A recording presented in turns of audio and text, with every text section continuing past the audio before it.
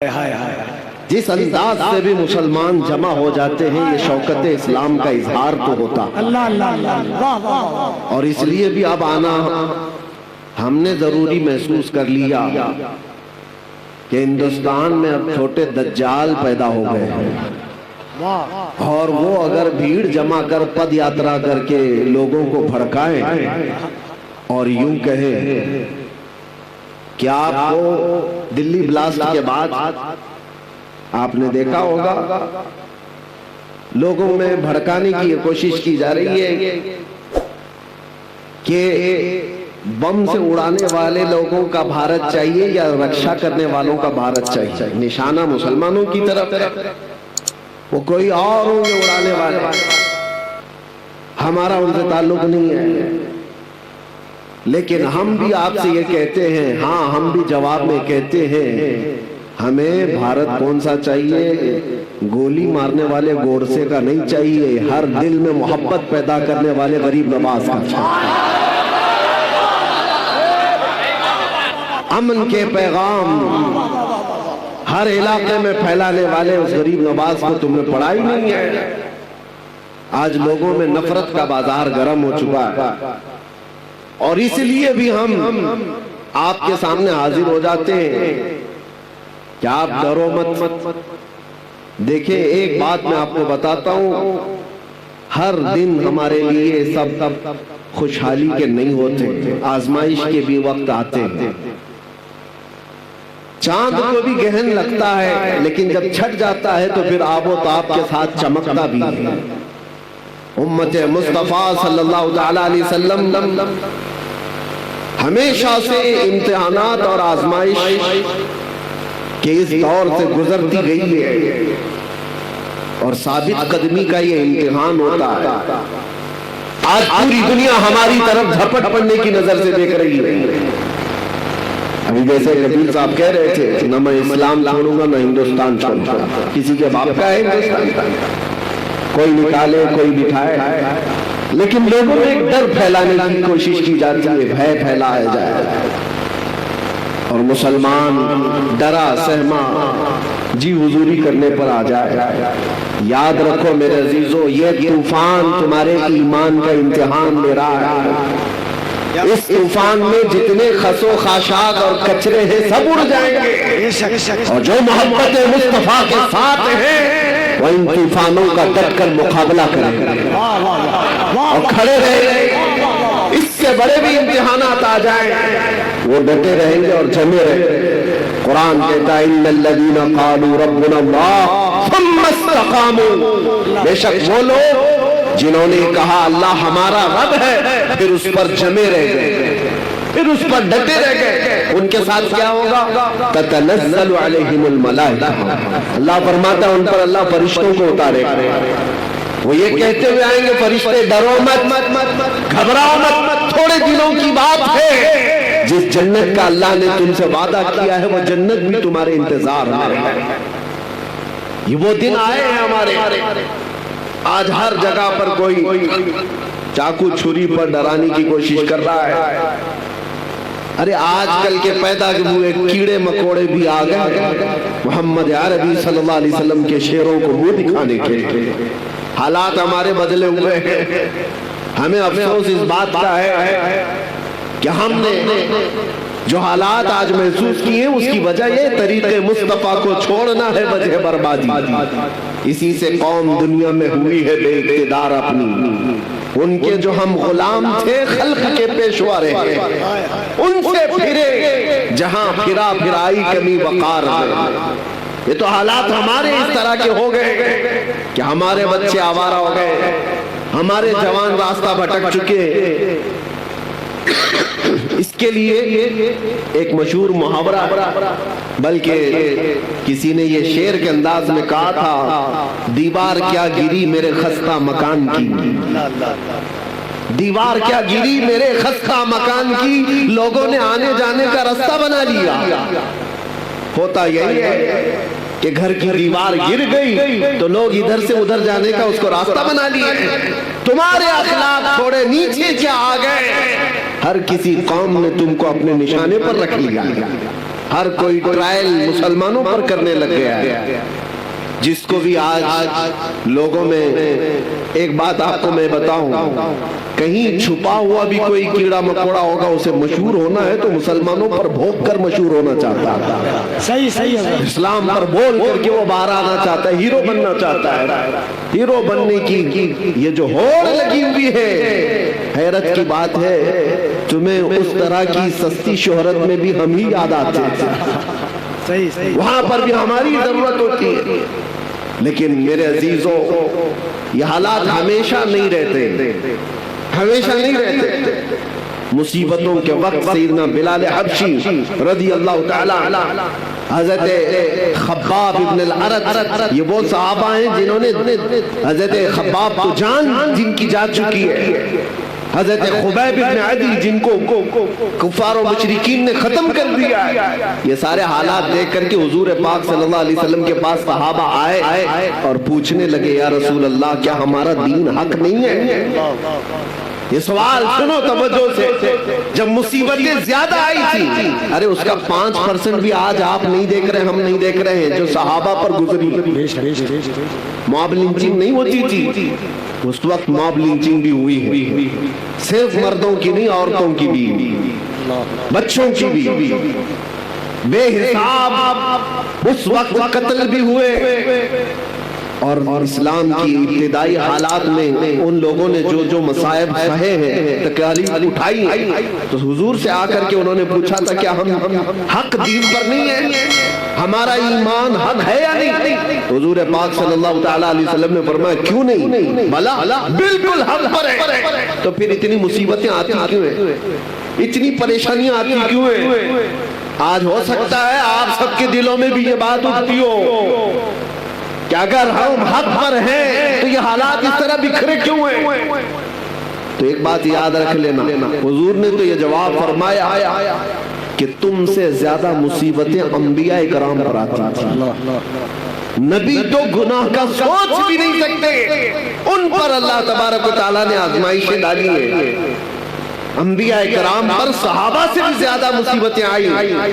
हुजूर ने फरमाया, जिसका जैसा इम्तिहान होगा वैसी मुसीबतों से गुजारा जाएगा। और मैं अपनी जुबान में आपसे एक बात कहता हूँ, आप अपने आप को क्या कहते हैं? हुजूर पाक सल्लल्लाहु ताला अलैहि वसल्लम की बारगाह में जब निस्बत की बात आए, मुझसे गुजरात में किसी साहब ने पूछा, कहा था कि आप तो स्टेज पर इस तरह की बातें करते हैं और ये सारी चीजें होने के बाद फिर आप बोलेंगे। सुनो, हम कहते हैं हुजूर पाक सल्लल्लाहु ताला अलैहि वसल्लम की जब बात आती है तो शेर में इस्तिआरा के तौर पर हम कहते हैं, तू शम्मे रिसालत है। ये कहते हैं, या रसूल अल्लाह, तू शम्मे रिसालत है, आलम तेरा परवाना। हम सब क्या हैं? हम सब क्या हैं? परवाने। और हुजूर वो शमा हम कहते हैं। शमा और परवाने को कभी देखा भी है या सिर्फ और सिर्फ सुना है?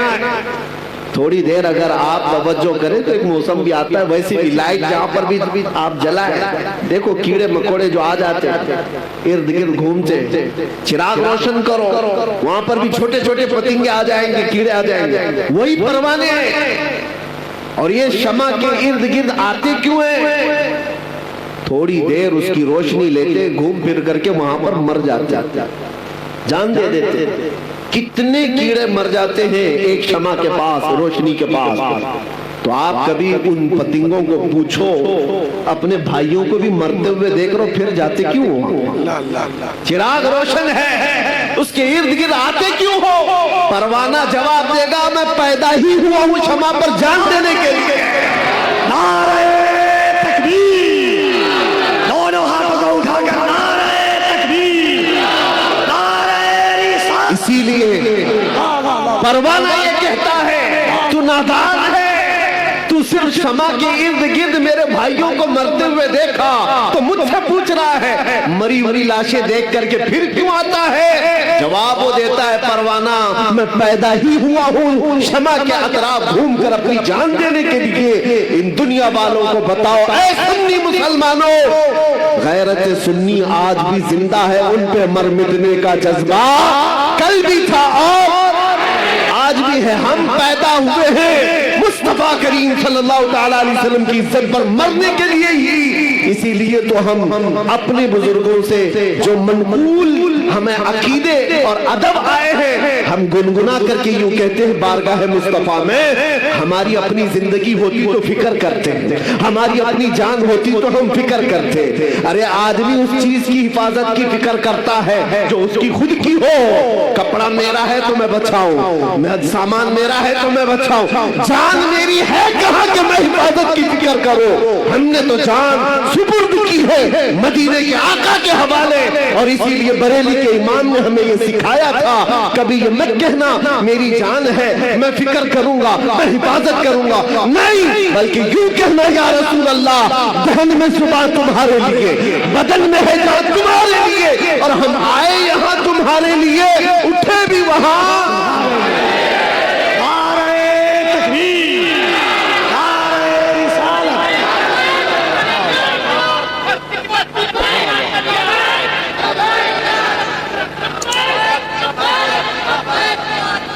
आप तवज्जो करें, हम आए यहाँ तुम्हारे लिए और उठे भी वहां।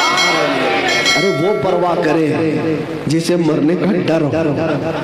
और दूसरी बात ये भी मैं बताऊं, आपको डर किस चीज का बिठाया जा रहा है, किस चीज से खौफजदा हो, भागते किस चीज से हो। सबसे लास्ट इस दुनिया में कुछ होने वाला है तो मौत है। सबसे आखिरी चीज क्या होने वाली है, उसके बाद क्या है। सजाएं जितनी भी है सबसे हाईएस्ट सजा मौत है। और मौत उसके लिए डरावना सपना है जिसको जलना है, जलना है, जलना है। और मोमिन के लिए डरावना सपना नहीं है, ये तोहफा है। इधर आंख बंद हुई उधर दीदारे मुस्तफा हुआ, उसके लिए डरावना सपना नहीं है। और सच्चा मोमिन तो इंतजार में गुजारता है, न जाने वो शब कब आएगी जब मैं इस दुनिया को छोड़कर अपने महबूब के पास जाऊंगा। हाँ मेरे अजीजों, हम वो लोग नहीं है। इसीलिए इकबाल ने कहा था, अंग्रेजों ने परख करके देखा था तुम्हारी तबीयत को, और उसके बाद ये जुमला कहा था, ये फाका कश मौत से डरता नहीं जरा, ये फाका कश मौत से डरता नहीं जरा। हकीकत है ये, अंग्रेजों ने जो कहा था, ये भूखे रहते प्यासे रहते। फाका कश किसको कहते हैं, महीनों से इनके घर में रोटी नहीं आती, कपड़े के मोहताज है, घर की छत नहीं है, लेकिन मौत से डरता नहीं है। कौन सी चीज है जो इसे निडर बनाकर रखी हुई, कौन सी चीज है जो इसे बेखौफ बनाकर रखी है। अंग्रेज कहता है रूह मोहम्मदी इसके बदन से निकाल, रूह मोहम्मदी। सारी दुनिया इसी के चक्कर में है कि वो रूह मोहम्मदी जो इनके पास है उसे निकाल। आखिर हद तक मेरे अजीजों, दुनिया जिस चीज की कोशिश करती रहेगी वो यही है। आपको क्या लगता है वो तुम्हारे रोटी, कपड़ा, लत्ता, जगह, मकान इसके दुश्मन है? नहीं, आला हजरत फरमाते हैं कि तुम्हारी जो दुश्मनी है, तुम्हारे सिलसिले में शैतान जिस चीज से परेशान है वो क्या है, आंख से काजल साफ चुरा ले, या वो चोर बला के तेरी गठरी ताकी है और तूने नींद निकाली है। तुम्हारी गठरी ही देखी गई है। चोर जो है ना देखता है मजमे में किसके पास है माल, और उसी की जेब पर नजर रखता है, और हर एक को देखता भी नहीं। इसीलिए मेरे अजीजों, आपके ऊपर नजर इसलिए है शैतान की कि गठरी में मोटा माल दिख रहा है, बड़ा माल उसको दिखता है, इसीलिए सारी की सारी ताकत सुन्नियों पर लगाई जाती है। और जहां भिखारी लोगों कुछ ही ना हो, उनका कौन दुश्मन है, उनका कौन दुश्मन है, उनके पास चोर को मिलना क्या है। और इसी वजह से लोग ये कहते हैं कि वो लोग तो इतने नमाजी हैं, 40-40 दिन चले जाते हैं, पूरी जमात लेकर के भी कुछ नहीं होता, कहीं कोई प्रॉब्लम नहीं होता। और हम जो है 4 लोग भी जाएं तो हमको पता नहीं कितने बैरिकेडिंग से क्रॉस करना पड़ता है। हमारे साथ भी मामला और एक साहब, उनकी भी बात मैं आपके सामने रख रहा हूँ, ऑफिसर। मैंने कहा साहब इतनी बड़ी बड़ी जमातों को आप कुछ नहीं कहते, मैं अकेला आदमी, मेरे आगे पीछे कुछ भी नहीं, और सारे संतरी सारे पहरेदार मेरे पीछे लगा देते हो। कहा वो बेजरर है, वो बेजरर है, जुमला था, वो नुकसानदेह नहीं है, नुकसानदेह नहीं है। वो कहीं पर भी जा सकते हैं, ताकि वो इजराइल में भी जा सकते हैं, कोई मसला नहीं। आपसे प्रॉब्लम है। कहा क्यों? आपसे प्रॉब्लम ये है कि वो बोलते कुछ नहीं और बोलते आप सबसे ज्यादा। तो कहा मेन मसला बोलने का, समझ में यही आया, बोलने का।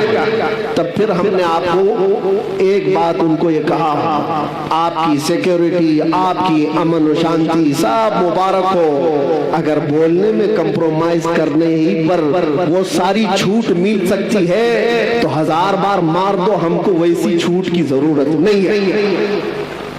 बुज़दिल बनकर, बेगैरत बनकर जीने का मतलब क्या है? तुम आज रोक सकते हो, इंशाअल्लाह कल रब तबारक व तआला हालात सही फरमा दे। आज तुम पाबंदियां लगा सकते हो हमारे ऊपर, किस चीज के लिए पाबंदियां? सिर्फ इसलिए कि हक बात बोलना है, हुजूर पाक की इज्जत के बारे में बोलना है। और सबसे बड़ी बात यह है कि लोगों को उठाना नहीं है, बेदार नहीं करना है, इश्क रसूल पर लोगों को उठाना नहीं। ये मैं अंदर की बातें बता रहा हूँ। कुछ लोगों ने मुझे आकर ये कहा भी आपको जितना दूसरे टॉपिक्स पे बोलना है बोलते रहिए, कोई मसला नहीं है, लेकिन बस ये आप जो नामूसे रिसालत और इश्क रसूल की बात जिसमें नौजवानों को उठाते हैं ये बंद कर दीजिए। कहा यही तो असल है, और जान नहीं रही तो फिर जिस्म का मतलब ही क्या? नमाज, रोजा, हज, ज़कात, ये सारी चीजें हाथ पैर आंख कान का नाम काम कर सकती है, लेकिन किसी के अंदर रूह ही ना हो तो हाथ का क्या काम, पैर का क्या काम, ये आंख और नाक का क्या काम? रूह अगर है तो ये सारी चीजें काम की है, और रूह ना हो तो ये सब सड़ गल जाती है। इसीलिए इश्क मोहम्मदी हमारी रूह है, मुस्तफा करीम का नाम हमारी जान है, और इसके बगैर हमारा कुछ नहीं है। इसीलिए आला हज़रत ने क्या कहा था, वो जो न थे तो सुन्नियों को पता है, वो जो न हो तो। दूसरा जुमला आपकी तरफ से ही होता है, हमने देखा है, जाहिल से जाहिल मोहल्ले में भी जाकर के पूछो, वो दूसरा जुमला खुद ही कहेंगे, वो जो ना हो तो। सबको पता है हमारी जिंदगी में भी वो जो ना हो तो, अरे कब्र में भी वो जो ना हो तो, और हश्र में भी वो जो ना हो तो, तुम्हारी नमाज में भी, तुम्हारी अजान में भी वो जो ना हो तो। एक बात याद रखो, आबरूए माज़ना में मुस्तफा, हम सबकी इज्जत तो आबरू मुस्तफा के नाम से है, और अगर वो ना हो तो फिर कुछ भी नहीं है, कुछ भी नहीं है। इसीलिए अपनी सारी ताकत और कुव्वत इसी बात पर लगाओ कि मुझसे ये दौलत कोई छीनने ना पाए, मुझसे ये चीज कोई छीनने ना पाए। मैं जो बात कह रहा था उसको मैं आगे बढ़ाता हूँ। हालात हमेशा एक तरह के नहीं रहते। लोग अगर ये समझते ताकत के नशे में कि सब कुछ अब जैसा चाहे वैसा चला लेंगे, तो बाज औकात कुत्ता भी जो बैलगाड़ी के नीचे चलता है वो यही सोचता है पूरी बैलगाड़ी मैं ही चला रहा हूँ, उसको भी ऐसा लगता है, और लोग डर जाते हैं, स्टेज वाले भी। मैं जैसे ही कुत्ता कहता हूँ, आपको डरने की जरूरत नहीं, खौफजदा होने की जरूरत नहीं। मेरे अजीजों, हमने ये उसका इजहार भी कर दिया, जिनको तकलीफ थी हमने उसके जवाब में कह दिया, आपको तकलीफ होती है किसी को भी कुत्ता कहने से, लेकिन मुझे नहीं होती। आप मुझे 1000 बार कुत्ता कहो, लेकिन इसका उसका नहीं, दरबार रिसालत का। हम खुश होंगे, हमारी पहचान ही वो है। सगे तैबा सब कह कह के पुकारे बेदम, यही रखी हो मेरी पहचान मदीने वाले। हमें सब इस बात से डर नहीं है। आज से मैं कहता हूं कि हालात हमेशा के नहीं रहते। सहाबा इकराम रिज़वानुल्लाहि ताला अलैहिम मजमाइन ने बद्र के हालात देखे, उहद के हालात देखे, खैबर के हालात, खंदक के हालात देखे, और हुदैबिया में सुलह के हालात भी देखे। ऐसा वक्त भी आया था कि मक्का के कुफार और मुशरिकीन ने जोर जबरदस्ती कर डाला था, सारी अपनी पसंद की सुलहनामे में शर्तें लगा रखी थी कि मदीने से कोई भाग करके आएगा तो हम वापस नहीं करेंगे, मक्का से कोई भाग कर जाएगा तो आपको वापस करना पड़ेगा। सब सहाबा ने देखा था ये दबी हुई सुलह है, ये झुक करके मानने वाली बात है। ये वक्त हमेशा नहीं रहता। सहाबा ने उस वक्त जानते हो बेचैनी और बेकरारी में कहां तक पूछा था, सैयदना उमर इब्न खत्ताब, ये आज के हालात पर मैं बात कर रहा हूं। हो सकता है कोई भी इसमें इस तरह के ख्यालात लेकर के बैठा हो कि हम हक पर हैं, तो ऐसे हालात क्यों बने हुए। हजरत उमर ये चाहते थे कि जंग हो जाए, हम मक्का वालों से जंग करके उम्रा कर लेंगे। हम 1400 की तादाद में, हुजूर मना कर रहे थे कि नहीं, जंग की जरूरत नहीं, हाजत नहीं, मैं जो देख रहा हूं वो तुम नहीं देख रहे। हजरत उमर जा करके सहाबा को पकड़ पकड़ कर कह रहे थे क्या जंग की तैयारी नहीं कर सकते। यहाँ तक कि हजरत अबू बकर सिद्दीक के पास आकर के उन्होंने कहा, हजरत उमर ने, कि अबू बकर चलो रसूलुल्लाह से बात तो करते हैं कि जंग करेंगे हमें ये सुलह करने की जरूरत क्या है। हजरत अबू बकर सिद्दीक ने उनको कंधा हिला करके क्या कहा था जानते हो? कहा इल्ज़म गर्ज़क या उमर, ऐ उमर अपनी गैरत में रह करके बात करो, इसलिए कि तुम किसके बारे में कह रहे हो? रसूलुल्लाह। वो जो देखते हैं वो वही खुदा के जरिए से देखते हैं। अल्लाह तबारक व तआला ने उनको वो इल्म दिया है। तो हजरत उमर खामोश हो गए। उसके बाद हुआ क्या जानते हैं? साल नहीं गुजरा था कि 10,000 सहाबा की तादाद के साथ मेरे आका मक्का में फातिह की शान से दाखिल हुए थे। मक्का में जब तशरीफ लाए थे, कत्ल व गारत करते हुए नहीं आए थे। ताकत का नशा जिसको आज चढ़ता है ना, वो लोग क्या कहते हैं कि आज हमारा पावर है, जो कुछ चाहे, जिसको चाहे, जैसे चाहे मार दे, खत्म करे। रसूलुल्लाह सल्लल्लाहु तआला अलैहि वसल्लम का मिजाज तो देखो।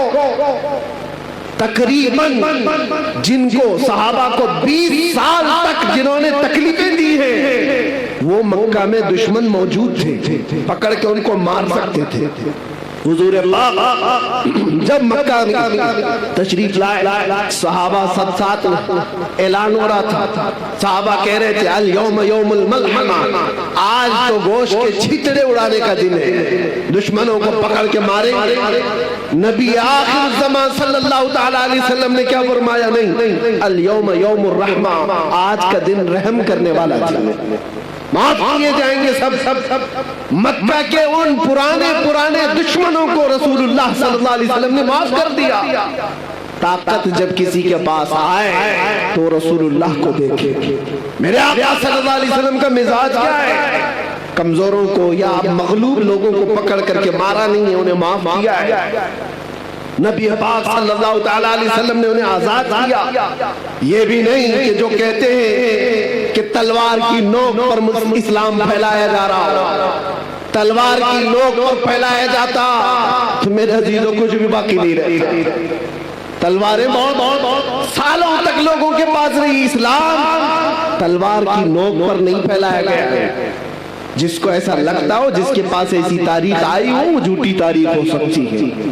सच्चाई ये है कि अल्लाह के हबीब सल्लल्लाहु तआला अलैहि वसल्लम के उन अजीम अखलाक को देखकर सहाबा दामन इस्लाम से वाबस्ता हुए और दुनिया एक बड़ी जमात के साथ इस्लाम को अपना रही थी और आज भी अपनाती है। आज बताओ जो नए यूरोप अमेरिका में दाखिल इस्लाम और उनको कौन तलवार की नोक पर बुलाता है? उनको कौन गर्दन पर तलवार रखता है? पढ़ो इस्लाम की सच्चाइयों को तो समझ में आएगा।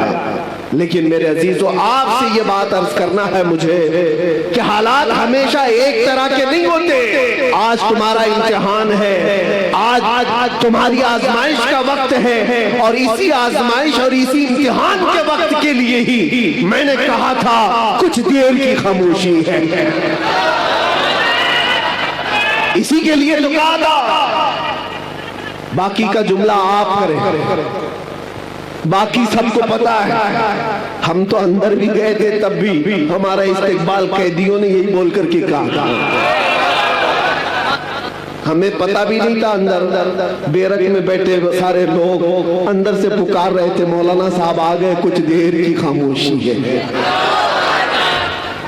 मेरे अजीजों, इस बात को मैंने इसलिए कहा था कि हालात अगर बुरे हो तो कुछ देर की बात है। रात हमेशा नहीं रहती, सुबह हो ही जाती है। ऐसा नहीं है कि अंधेरा ही अंधेरा रहेगा। सुबह का तुलू होना है और सूरज को निकलना है। आपका इम्तिहान है और आपकी आजमाइश है। आप में से कितने ऐसे लोग हैं जो नामूसे मुस्तफा सल्लल्लाहु ताला अलैहि वसल्लम के लिए खड़े रहते हैं और कितने ऐसे हैं जो बिक जाते हैं। ये आज देखा जाएगा। हमने देखा है बहुत सारे लोगों को, वो आते भी हैं जाते भी, हमारे आसपास भी। ये वो हवाओं वाले लोग हैं जिनको अहमद अली साहब अभी कह करके गए। कुछ लोग वो हैं जो जी हुजूर से आगे नहीं गए, उनकी किस्मत में होगा। लेकिन आप एक बात याद रखो, आपने अपनी जान और अपना ईमान रसूलुल्लाह को समझा है, तो इस बारे में किसी से समझौता करने की जरूरत नहीं है। अपनी आइडेंटिटी के साथ रहो, इंशाअल्लाह सब खैर होगा। अल्लाह कादिर मुतलक है, मालिकुल मुल्क जुल जलाली वल इकराम। बड़े से बड़े आए इस रुए जमीन पर जिन्होंने खून की नदियां बहाई, बड़े से बड़े तुर्रम खां आए, लोगों की खोपड़ियों से मीनार बनाए, लेकिन क्या वो हमेशा के रह गए? उनका भी अंजाम खतरनाक हुआ। फिरौन भी गर्क हुआ है, नमरूद भी मर गया है, कोई बाकी नहीं रहा। यूनान और मिस्र रोमा सब मिट गए जहां से, बाकी मगर है अब तक नामो निशान हमारा। तौहीद की अमानत सीनों में है हमारे, आसान नहीं मिटाना नामो निशान हमारा। और कुछ बात तो है कि मिटती नहीं हस्ती हमारी, कुछ बात तो है कि मिटती नहीं हस्ती हमारी। सदियों रहा है दुश्मन दौरे ज़मा हमारा। और आप सबको ये बात मैं कह के जाता हूँ, क्या आप तमामी हजरात के पास जो दौलत ईमान है, इश्क मुस्तफा की दौलत है, ये इतनी बड़ी दौलत है कि इसके बाद फिर आपको डर और खौफ की जरूरत ही नहीं। आला हजरत कहते खौफ न रख रजा जरा, तू तो है अब्दे मुस्तफा, तेरे लिए अमान है, तेरे लिए अमान है। असल जिंदगी कौन सी है आप मुझे बताओ, इस दुनिया की या आखिरत? पूरे मुसलमानों का अकीदा यही है, आखिरत की जिंदगी वही असली जिंदगी है, मरने के बाद की जिंदगी वही असली जिंदगी है। वो नॉन एंडिंग है, खत्म होने वाली नहीं है। उस जिंदगी की तैयारी करना चाहिए या इस जिंदगी की? मुझे बताओ।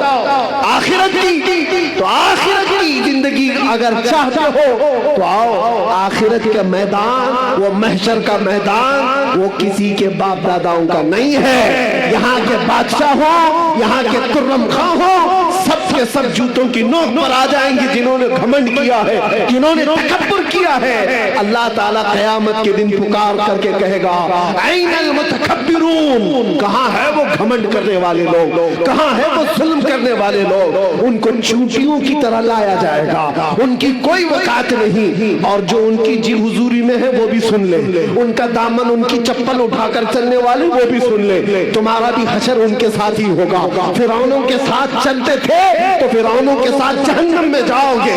अगर नमरूदों की जी हुजूरी करते थे तो वहां पर भी तुम्हारा शुमार उनकी ही जमात में होगा।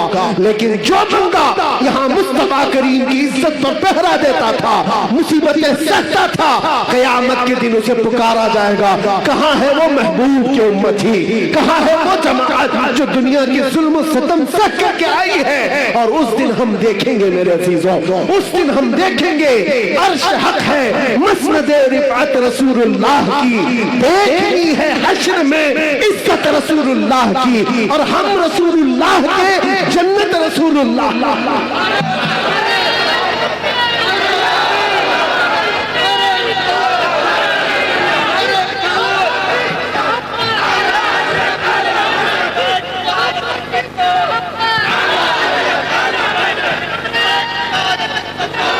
मैं ये नहीं कहता कि यहाँ कुछ भी नहीं होगा। अल्लाह तबारक व तआला अगर यहाँ मदद फरमाए तो फिर तुम पर कोई गालिब भी नहीं आएगा। कुरान में अल्लाह फरमाता है, इन यंसुरकुमुल्लाह फला गालिब लकुम, अगर अल्लाह तुम्हारी मदद करे तो कोई भी तुम पर गलबा नहीं हासिल कर सकेगा।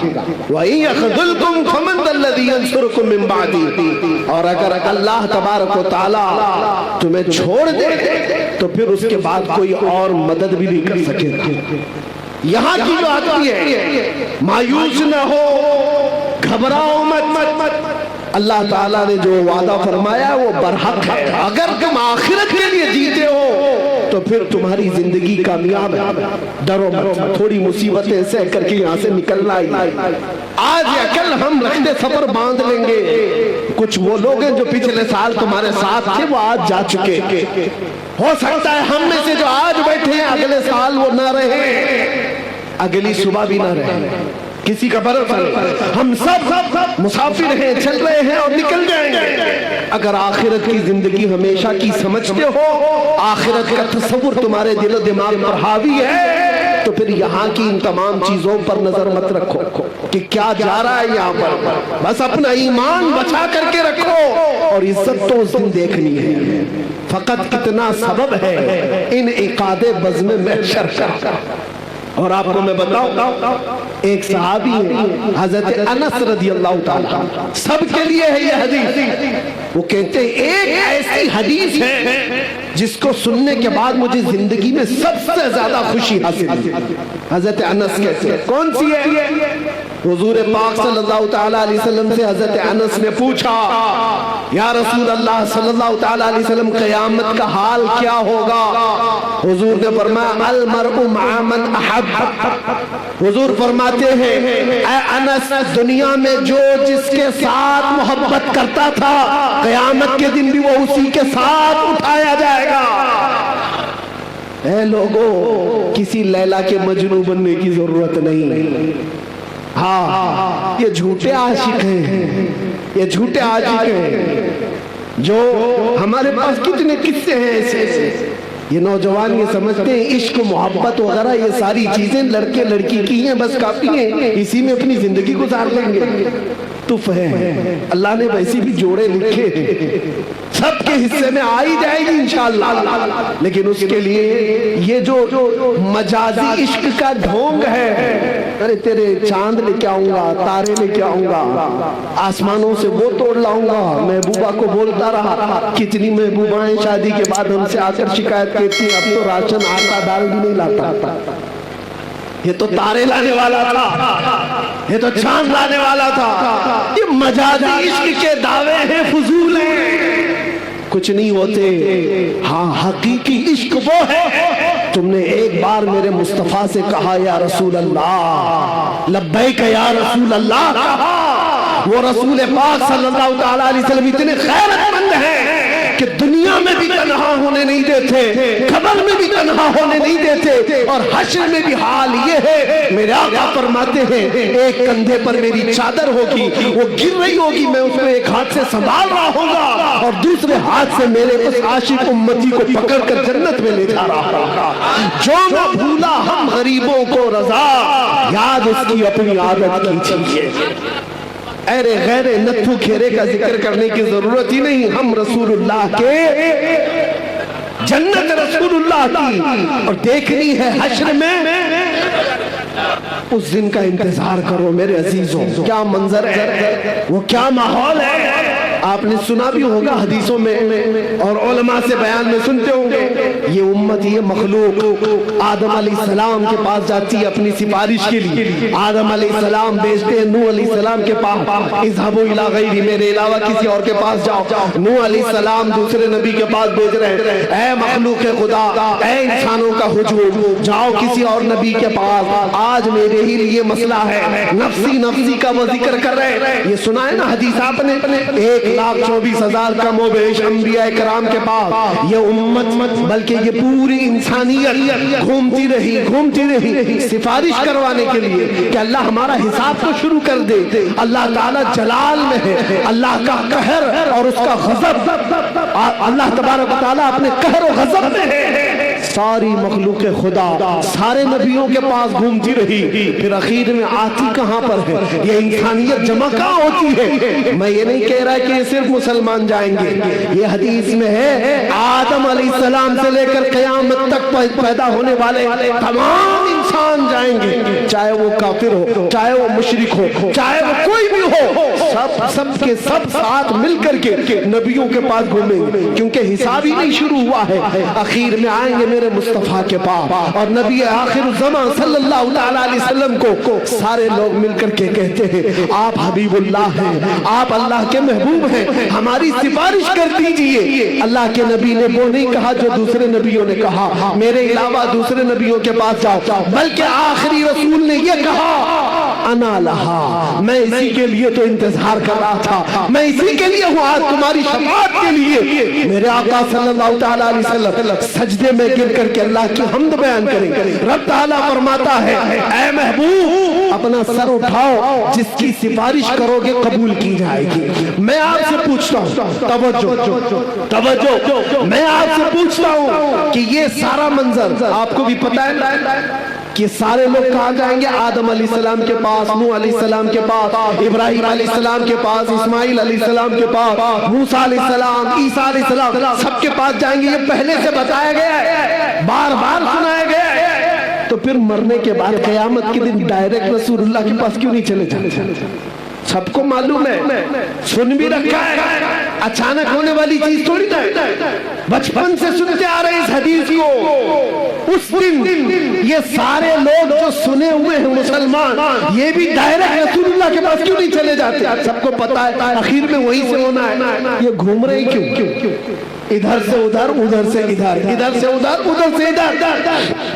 उस दिन मेरे अजीजों मेमोरी निकाल ली जाएगी, दुनिया के तमाम मामलात याद नहीं रहेंगे, घुमाया जाएगा और आखिर में मेरे मुस्तफा के पास लाया जाएगा। क्यों? आला हजरत इस मंजर को बयान करते हैं। क्यों?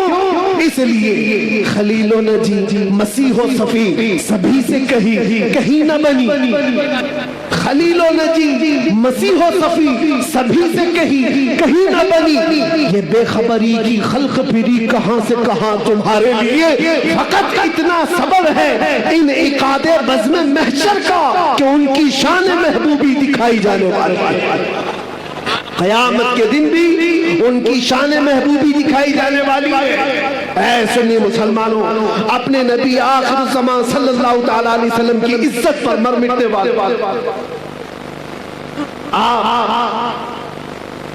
नबी पाक सल्लल्लाहु अलैहि वसल्लम की इज्जत पर मर मिटने वाली कौम हो तो फिर इंतजार करो, आखिरत में वो इज्जत सबके लिए रखी गई है। आखिरत में वो इज्जत हमें देखनी है। अर्श हक है, मसनदे रिफात रसूलुल्लाह देखनी है, हश्र में इज्जत रसूलुल्लाह। आज तुम्हें कोई इज्जत दे रहा है नहीं दे रहा है इसकी परवाह मत करो। इज्जत देने की सर्टिफिकेट यह किसी के पास नहीं है। ये जो सारे मामलात हैं ये इंसानों के, आज जो आप देख रहे हैं, मैंने देखा है बुजुर्गों ने हमें ये तालीम दी है, ये जो मजमा इज्जत देता है ये थोड़ी ही दिनों में इज्जत खींच भी लेता है। इनकी परवाह मत करो। इज्जत देने वाला अल्लाह रब्बुल इज्जत है और कुरान में फरमाता है वलिल्लाहिल इज्जतु वलिरसूलिही वलिलमुमिनीन। अल्लाह के लिए इज्जत है, रसूल के लिए इज्जत है और ईमान वालों के लिए इज्जत है। और जो लोग ये सोच रहे हैं कि दौलत में इज्जत हो जाए, शोहरत में बड़ी इज्जत है और खूबसूरती में बड़ी इज्जत है, ये कब तक की है जानते हो? कब तक की? हमने बड़े बड़े खूबसूरत लोग भी देखे, चेहरे पर झुर्रियां पड़ गई तो लोग उन्हें छोड़ दिए। माल वाले भी देखे, जब गुर्बत आ गई, गरीबी आ गई तो दुनिया उनसे दूर हो गई। जो लोग आसपास घूमते फिरते थे सब कट गए। ओहदे वाले भी देखे, मनसब वाले भी देखे। मनसब पर बैठा हुआ मंत्री था, गुजरता था तो लोग सलाम मारते थे। खत्म हो गया तो अभी कोई खैरियत पूछने वाला भी नहीं। मनसब से इज्जत, दौलत से इज्जत, खूबसूरती से इज्जत, ये सिर्फ और सिर्फ टेम्पररी है, आर्जी है। ये दुनिया की तमाम चीजें हमने देखा है। जवानी पर, तुम्हारी ताकत पर जो इज्जत दे रहा है ये सिर्फ और सिर्फ तुम्हारी खाम ख्याली है। इस धोखे में मत आना। हाँ, कायम रहने वाली, हमेशा रहने वाली इज्जत कौन सी है? वो पाउडर लाली से हासिल की हुई नहीं, वो दुनिया के जूते सीधे करके हासिल की हुई नहीं, वो दूसरे मनसब हासिल की हुई नहीं, वो इज्जत हमेशा बाकी रहती है जो कदमे मुस्तफा से होकर आती है। मेरे मुस्तफा की गुलामी से होकर के जो आती है वो इज्जत हमेशा बाकी रहती है। यही तो वजह है कि हमने दुनिया में देखा, बूढ़ा हो जाता आदमी तो उसको साइड कर देते लोग कि चाचा अब तुम्हारा काम नहीं है, तुम बैठो, अब तो जवान लोग काम करेंगे। बहुत बूढ़ा हो गया आदमी तो उसे तो फैसलों में नहीं ले रहे, मशवरे में नहीं ले रहे, अरे सनकी है, कुछ का कुछ कह जाएगा। दुनिया का बुढ़ापा उसे कमजोर कर देता है, लोगों से दूर कर देता है। मगर मैंने देखा मेरे मुस्तफा के गुलामों में जो जितना बूढ़ा होता है उतनी इज्जत बढ़ती चली जाती है, उतनी इज्जत बढ़ती चली जाती है। दीन में जिसको इज्जत, दीन में जिसको बुढ़ापा आया है उसकी इज्जत कभी नहीं जाती, उसकी इज्जत कभी नहीं जाती। इसीलिए हो सकता है यहाँ वो आंखें होंगी जिन्होंने बरेली के ताजुशरिया को देखा होगा, एक झलक जिसने देखा होगा। आपको पता है 75 साल की उम्र, 75 साल की उम्र क्या होती है? एक बहुत बड़ा बुढ़ापा है, बहुत बड़ा बुढ़ापा है। लेकिन उस बुढ़ापे में जो जमाल चेहरे पर था वो लाखों जवानों के अंदर भी नजर नहीं आता था। वजह क्या है?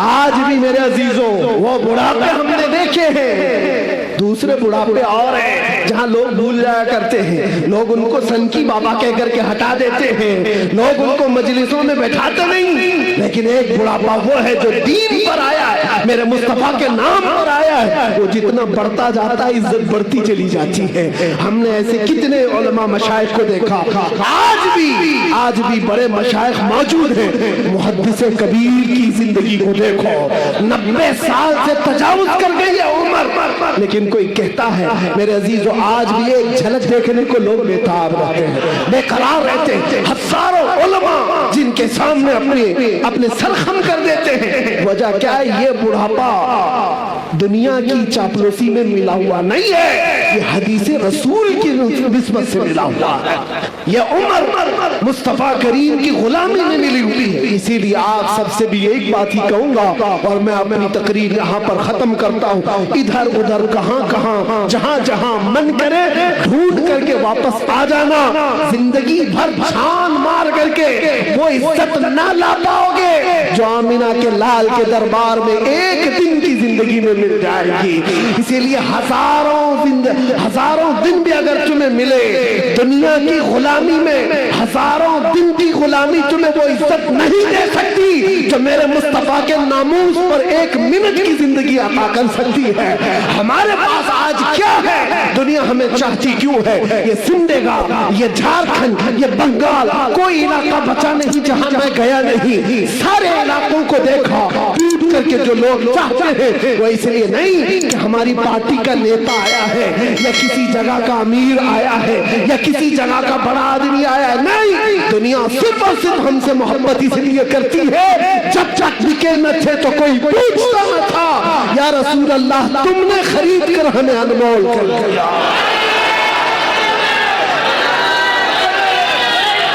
या रसूल अल्लाह तुमने खरीद कर हमें अनमोल कर दिया। आ जाओ और इसी बात पर हम गुफ्तगू खत्म करते हैं कि मोहम्मद से वफा तूने तो हम तेरे हैं, ये जहां चीज है क्या लाहो कलम तेरे हैं। कुव्वत इश्क से हर बस्त को बाला कर दो, दहर में नामे मोहम्मद से उजाला कर दो और दुनिया कुछ नहीं देती।